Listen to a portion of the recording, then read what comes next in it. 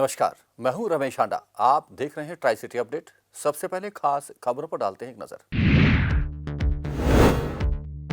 शुरू हुए चैत्र नवरात्र, पहले दिन मनसा देवी पहुंचे विधानसभा अध्यक्ष ज्ञानचंद गुप्ता।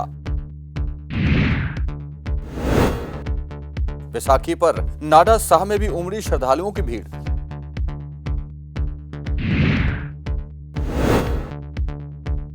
मोहाली में चोर गिरोह का पर्दाफाश, 2 महिलाओं सहित 5 गिरफ्तार, हथियार भी हुए बरामद। चैत्र नवरात्र आज से शुरू हो गए। मां मनसा देवी में चैत्र नवरात्र के पहले दिन श्रद्धालुओं का सैलाब उमड़ पड़ा। जहां उन्हें सिर्फ 10 से 15 सेकंड ही माथा टेकने के लिए दिए गए थे। वही श्रद्धालु माथा टेकने पहुंच सके जिन्होंने ऑनलाइन रजिस्ट्रेशन भी कराया था। पहले दिन पंचकुला के विधायक और हरियाणा विधानसभा के अध्यक्ष ज्ञानचंद गुप्ता ने भी मनसा देवी पहुंच पूजा अर्चना की।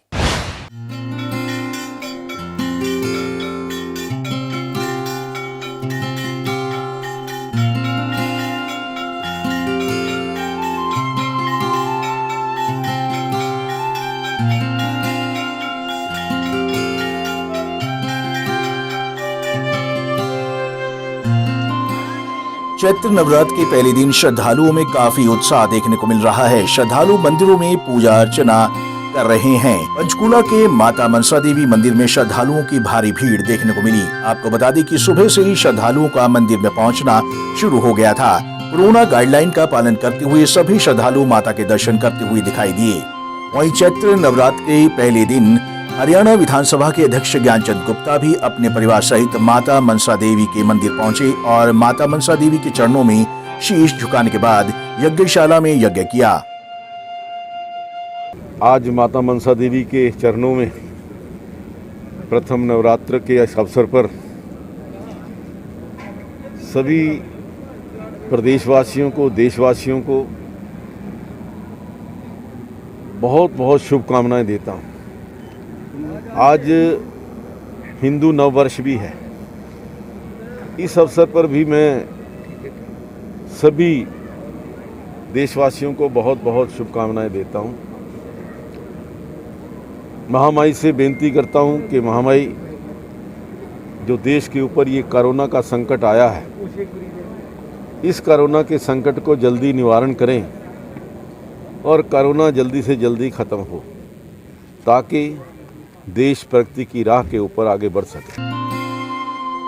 चैत्र नवरात्र के पहले दिन नवरात्र में पहुंचे श्रद्धालुओं ने श्री माता मनसा देवी के दरबार में माथा टेका। माता मनसा देवी के दरबार में माथा टेकने आए श्रद्धालुओं ने कहा कि माता के दर्शन कर उन्हें बहुत अच्छा लगा और आज नवरात्र के पहले दिन वह माता के दरबार में माथा टेकने के लिए पहुंचे हैं। उन्होंने कहा कि कोविड-19 के बीच जिस प्रकार से माता के नवरात्र आए हैं, माँ माई का पहला नवरात्रा है। पहले नवरात्रे पे माँ सबकी मुरादें पूरी करे और इस कोरोना महाकाल में आज बारी बारी से टोकन सुविधा की है, ये भी मनसा देवी साइन बोर्ड ने अच्छा काम किया है।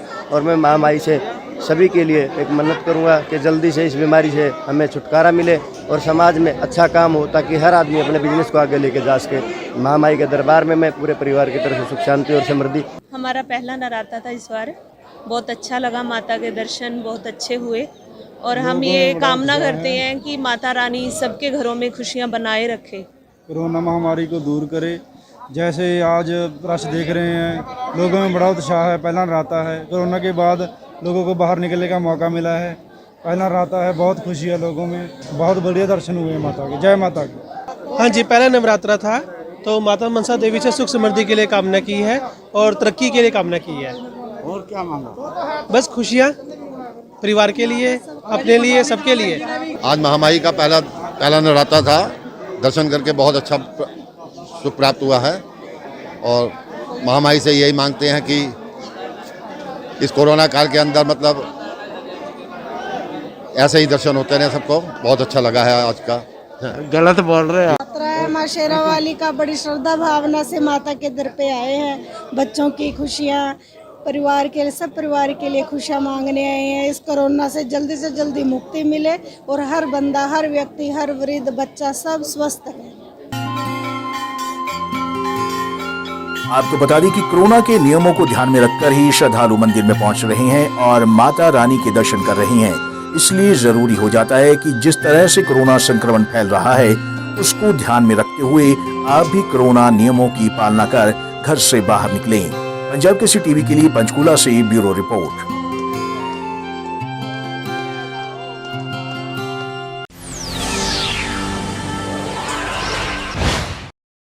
पंजाब और हरियाणा हाईकोर्ट में एक अजीबोगरीब याचिका दाखिल हुई है। याचिका दाखिल करने वाली भी हाईकोर्ट की एक वकील ही है। इस महिला वकील ने याचिका दाखिल कर यूनाइटेड किंगडम के प्रिंस हैरी की गिरफ्तारी वारंट जारी करने की मांग की है। इसका कहना था कि प्रिंस हैरी ने उनसे ईमेल के मार्फत विवाह का वायदा किया, लेकिन वह वायदा पूरा नहीं किया। उन्होंने प्रिंस हैरी के गिरफ्तारी वारंट निकालने और वहां की पुलिस को उसके खिलाफ कार्रवाई करने के आदेश जारी करने की मांग की थी, लेकिन हाई कोर्ट ने इस याचिका को महज दिन में सपने देखने जैसा बताया। उन्होंने कहा कि दिन में सपने देखकर कंप्लाई कर लेने से ही कोई याचिका किसी का आधार नहीं बन सकती।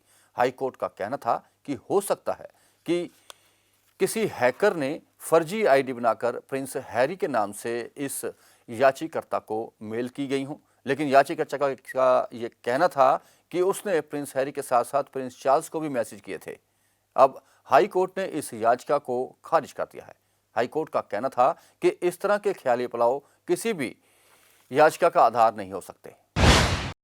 13 अप्रैल यानी कि खालसा पंथ का स्थापना दिवस और वैसाखी, यह पर्व भी सिख धर्म में धूमधाम के साथ मनाया जाता है, जिसे देखते हुए नाडा साहब गुरुद्वारा साहब में भी श्रद्धालुओं की भीड़ उमड़ी, जिन्होंने माथा टेका और गुरु का लंगर का भी आनंद लिया।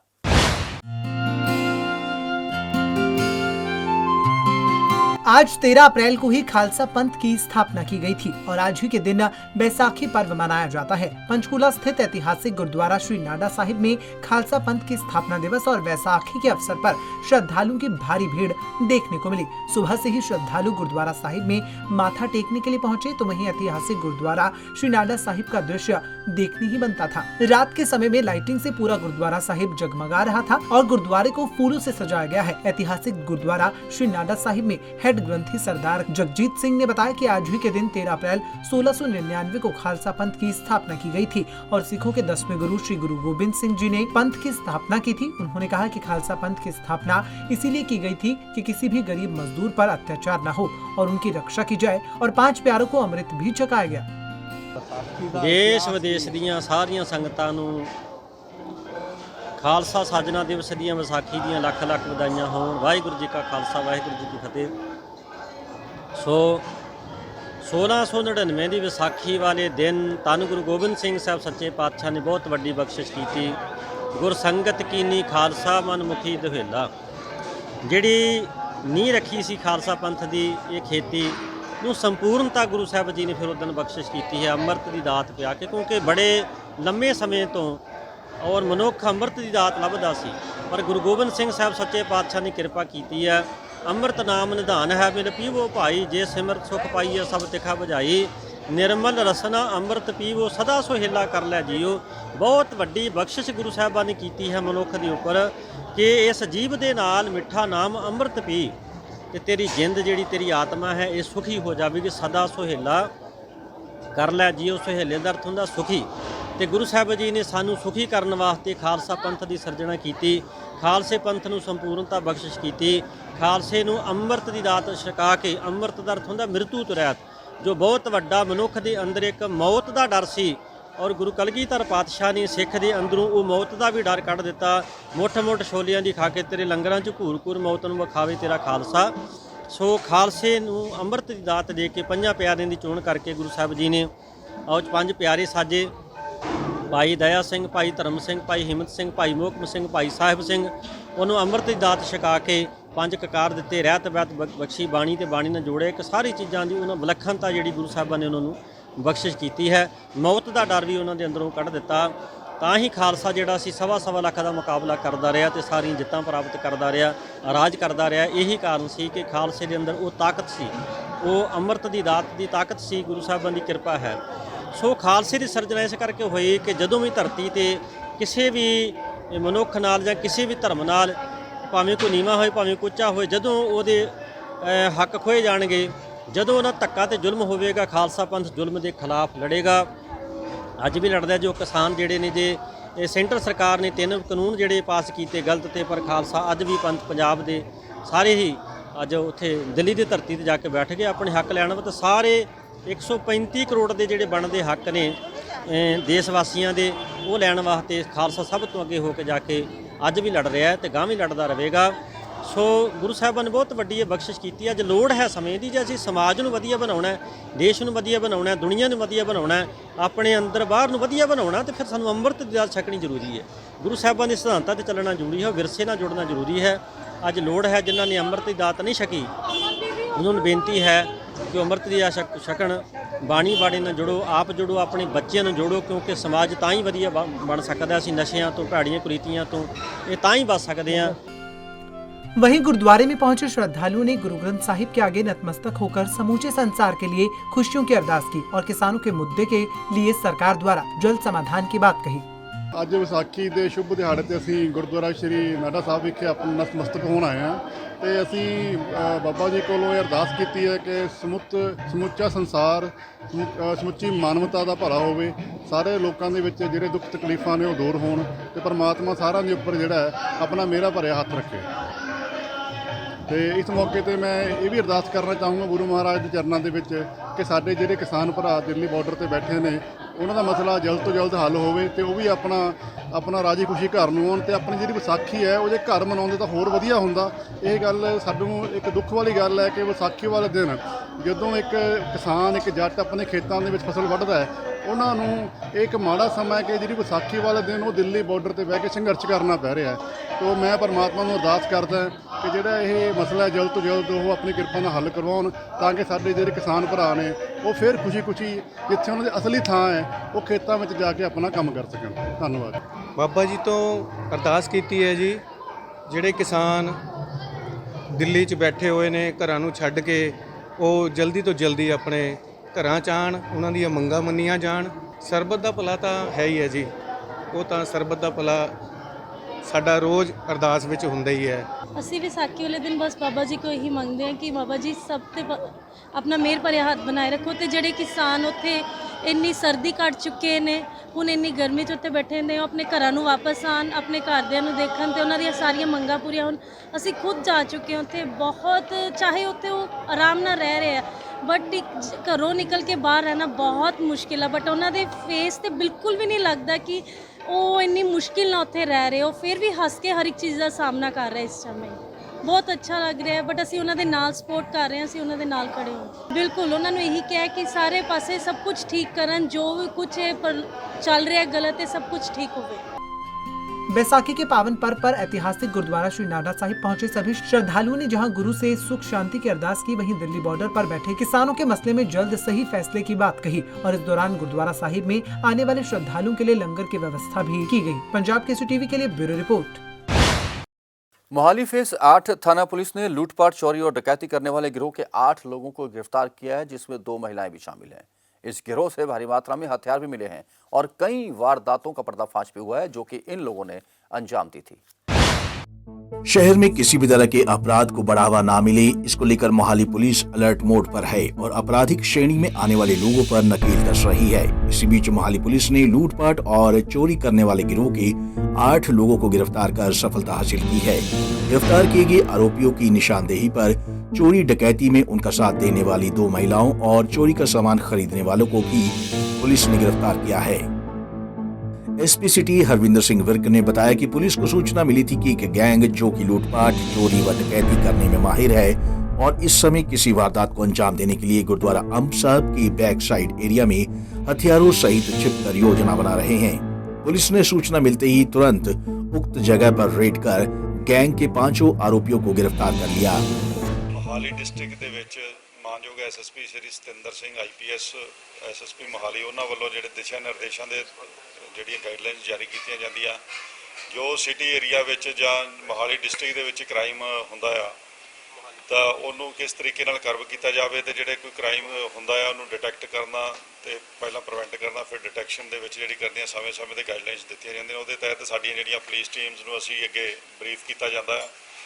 ਐਂਡ ਪਹਿਲਾਂ ਵੀ ਜਿਵੇਂ ਤੁਹਾਨੂੰ ਪਤਾ ਹੈ ਕਿ ਇਹਦੇ ਵਿੱਚ ਕਾਫੀ ਅਸੀਂ ਪਹਿਲਾਂ ਵੀ ਗੈਂਗ ਜਿਹੜੇ ਹੈਗੇ ਨੇ, ਚੋਰੀ ਕਰਨ ਵਾਲੇ ਗੈਂਗ ਜਾਂ ਹੋਰ ਵੱਡੀਆਂ ਵਾਰਦਾਤਾਂ ਨੂੰ ਅੰਜਾਮ ਦੇਣ ਵਾਲੇ ਹੀਨੀਅਸ ਕ੍ਰਾਈਮ ਕਰਨ ਵਾਲੇ ਗੈਂਗ ਅਸੀਂ ਸਮੇਂ-ਸਮੇਂ ਦੇ ਉੱਤੇ ਐਪਰੀਹੈਂਡ ਕਰਦੇ ਹਾਂ ਤੇ ਉਹਨਾਂ ਨੂੰ ਕਾਨੂੰਨ ਦੇ ਅਨੁਸਾਰ ਜ਼ਾਬਤੇ ਦੇ ਅਨੁਸਾਰ ਜਿਹੜੀ ਹੈਗੀ ਉਹਨਾਂ ਨੂੰ ਗ੍ਰਿਫਤਾਰ ਕਰਕੇ ਉਹਨਾਂ ਤੋਂ ਬਰਾਮਦੀਆਂ ਕਰਾ ਕੇ ਅਸੀਂ ਜਿਹੜੀ ਹੈਗੀ ਹੈ ਬਣਦੀ ਕਾਰਵਾਈ ਅਮਲ 'ਚ ਲਿਆਂਦੀ ਜਾਂਦੀ ਹੈ। ਇਸੇ ਲੜੀ ਦੇ ਤਹਿਤ ਹੀ ਕਿਉਂਕਿ ਪੁਲਿਸਿੰਗ ਇੱਕ ਕੰਟੀਨਿਊ ਪ੍ਰੋਸੈਸ ਹੈਗਾ, ਲਗਾਤਾਰ ਚੱਲਣ ਵਾਲੀ ਜਿਹੜੀ ਕਾਰਵਾਈ ਹੈ, ਜਿਹੜੀ ਜਿਸ ਤਰੀਕੇ ਨਾਲ डिटेक्टिव वाइज जी हैगी सारे उत्ते रखी जाती है। इस तहत एक 8 अप्रैल को साड़ी एक पुलिस पार्टी एसआई चन्ना राम तो पुलिस पार्टी ने एक जगह के उपर नाका लगाया जो गुरुद्वारा अंब साहब के नेड़े, तो उन्होंने इन्फॉर्मेशन मिलती है कि कुछ व्यक्तियों ने गैंग बनाया होया एंड गुरुद्वारा अंब साहब के बैक साइड से बैठ के झाड़ियां दे विच लुकण वाली जी हैगी लुकण गाह दे विच बैठ के जी हैगी वारदात करन दी कोई योजना बना रहे हैं।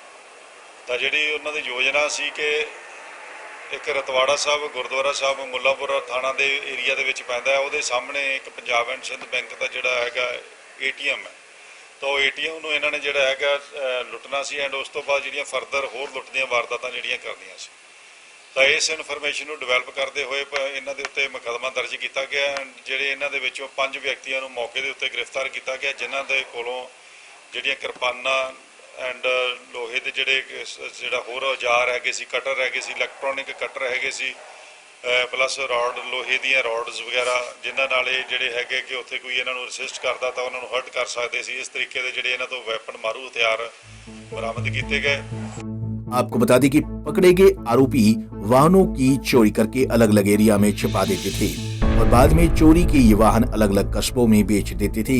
ये गैंग रात के समय सुनसान एरिया पर पैदल व अकेले राहगीरों को टारगेट करते थे। इस गैंग का पर्दाफाश होने से पुलिस को काफी रिकवरी बरामद हुई है और मोहाली व उसके आसपास के क्षेत्र में लूटपाट व चोरी डकैती के कई मामले हल होने की भी संभावना है। पंजाब केसरी टीवी के लिए मोहाली से कुलदीप कुमार की रिपोर्ट। पंजाब केसरी की खबर का बड़ा असर हुआ दिखता है, क्योंकि पुलिस ने पंजाब केसरी में सुर्खियों में छापी इस खबर के बाद फायरिंग करने वाले 5 लोगों को गिरफ्तार किया है। इन लोगों ने फायरिंग कर कई गाड़ियों के शीशे भी तोड़े थे।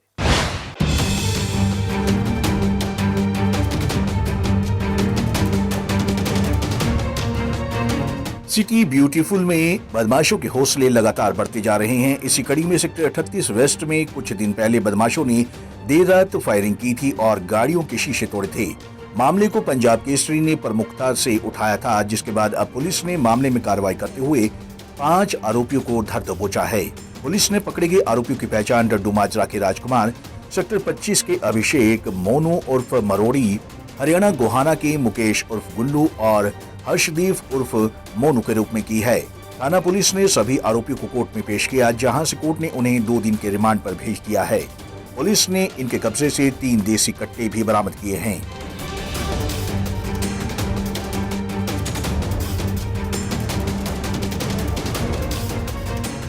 बता दी कि सेक्टर 38 के रहने वाले प्रदीप ने पुलिस को मामले में शिकायत दी थी। पूरी वारदात सीसीटीवी कैमरों में भी कैद हुई थी। बहरहाल पुलिस जांच में ये भी सामने आया है कि पकड़े गए आरोपी शहर में दहशत का माहौल बनाकर लोगों से उगाही करने की प्लानिंग बना रहे थे। पकड़े गए आरोपियों के खिलाफ लूट, डकैती, हत्या और हत्या के प्रयास सहित अन्य आपराधिक धाराओं के तहत केस दर्ज हैं। इनमें से आरोपी मोनू पर चंडीगढ़ के अलग अलग थानों में हत्या के आरोप सहित विभिन्न करीब 20 केस दर्ज हैं। पंजाब केसरी टीवी के लिए चंडीगढ़ से कुलदीप कुमार की रिपोर्ट।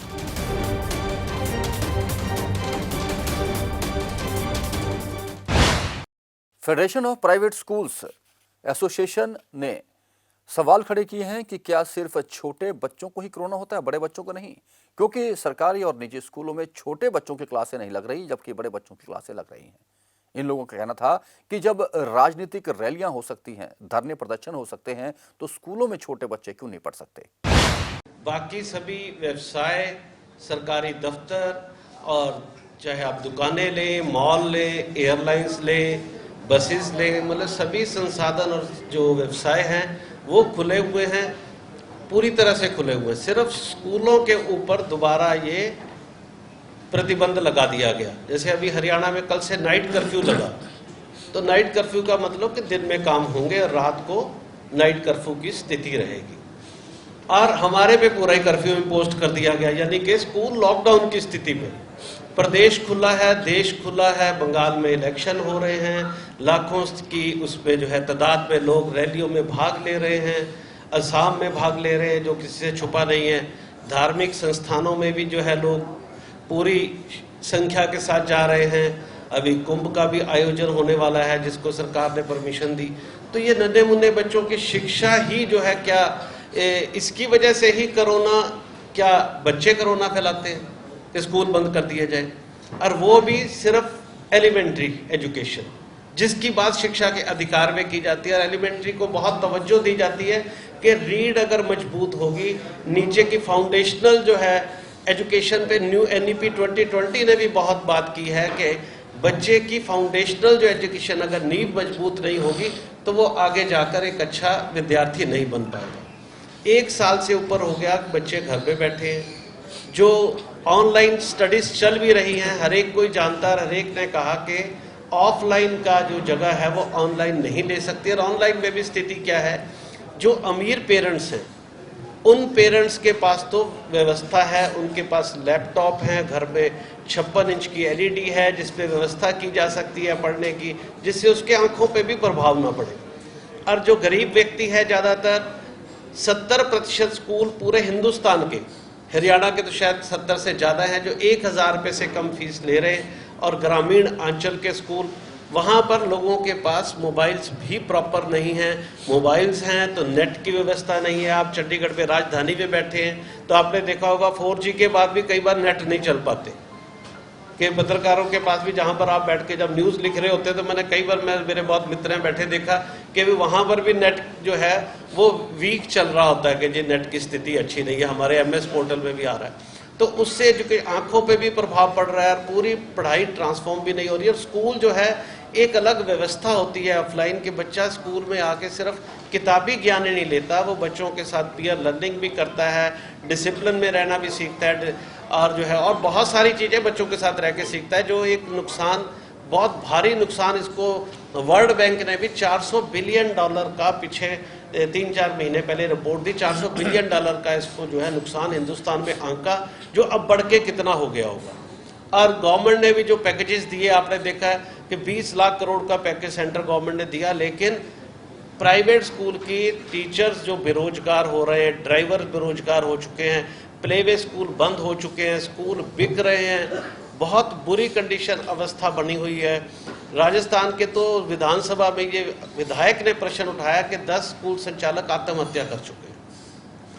हमने खुद भी नीसा की तरफ से नेशनल प्लेटफॉर्म में जाके से टीचरों को चिन्हित किया, जो सब्जी बेच रहे हैं रोजगार छोड़कर। मैथ्स टीचर सब्जी बेच रहा है, कोई जो है KFC में काम कर रहा है, एक टीचर का मनरेगा के लिए बहुत आया कि मनरेगा में काम कर रहा है, कोई केले की रेडी लगा रहा है, कोई नारियल बेच रहा है, कोई खेतों में काम कर रहा है। तो ये अवस्था जो है, इससे नुकसान क्या होने वाला है, जो ड्राइवर्स भी हैं वो भी अपने काम छोड़कर खेतों में चले गए।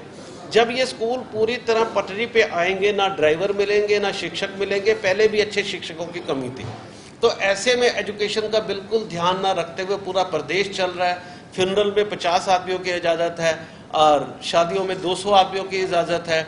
और उसके बाद बोर्ड की परीक्षाओं में 4-4, 5-500 का सेंटर बना दिया गया कि 500-500 बच्चे सेंटर में जा सकते हैं। और ये नन्हे मुन्ने बच्चे, हम कह रहे हैं कि 50% की स्ट्रेंथ से भेज दो। अभी जिसके स्कूल में 500 बच्चे थे, 100 स्कूल में बच्चे आ रहे हैं, 1/5 पहले ही आ रहे हैं। हम कह रहे हैं 50% अल्टरनेटिव डेज पे हम ब्लेंडेड लर्निंग के ऑफलाइन, मतलब कुछ बच्चे आएंगे, कुछ को हम ऑफलाइन काम दे देंगे, तो वो हम उस तरीके से व्यवस्था भी की जा सकती है। तो सरकार ने पूछना ही उचित नहीं समझा, जिससे हमें बहुत ही आघात पहुंचा। देखिए, हम राष्ट्र निर्माता, हमें सारे कहते हैं कि आप राष्ट्र निर्माता हो, इससे तो कोई इनकार कर नहीं सकता, चाहे हमें को बुरा कहे या अच्छा कहे। राष्ट्र निर्माता का दर्जा तो हमें मिलता है और हम टीचर्स डे पे हमें सम्मान भी मिलता है कि हम राष्ट्र निर्माता हैं। अन्नदाता कह रहे हैं कि जी हमें पूछा नहीं जा रहा, राष्ट्र निर्माता कह रहे हैं हमसे पूछा नहीं जा रहा। अब मैंने तो एक बात कही, वो कह रहे हैं, अन्नदाताओं को कह रहे हैं कि हम एक फ़ोन की दूरी पे हैं कि आप फ़ोन कीजिए, हम वार्ता के लिए तैयार हैं। मैं अपने मुख्यमंत्री जी को कहता हूँ, आदरणीय मुख्यमंत्री जी को, शिक्षा मंत्री जी, हम किस सरकार से विवाद नहीं चाहते। विवाद करना किसी टीचर का काम नहीं है, राष्ट्र निर्माता का काम नहीं है। हमें राजनीति नहीं करनी, हमें सरकार को कहीं नीचा नहीं दिखाना, हमें सरकार को कहीं बुरा नहीं दिखाना, लेकिन संवाद के लिए एक फ़ोन की दूरी पे हम भी बैठे कि आप हमें एक फ़ोन कीजिए, हम आपके साथ वार्ता करेंगे, हम आपको कन्विंस करेंगे। अगर हमने आपको कन्विंस कर लिया तो आप हमारी बात मान लेना, अगर आपने हमें कन्विंस कर लिया तो हम टीचर्स हैं, शिक्षक हैं, अगर हमें लॉजिकली आपकी बात सही लगी कि सुरक्षा के मद्देनजर ये फैसला उचित है तो हम सहर्ष उस फैसले को मानेंगे।